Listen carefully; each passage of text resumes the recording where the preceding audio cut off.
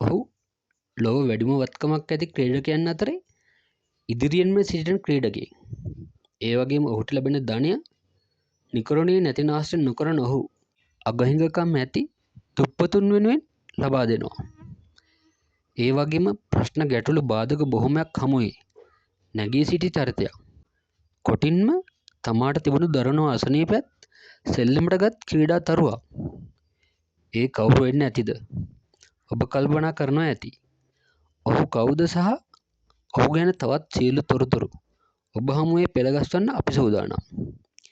ඒ අපගේ ඊළඟ වීඩියෝවේ.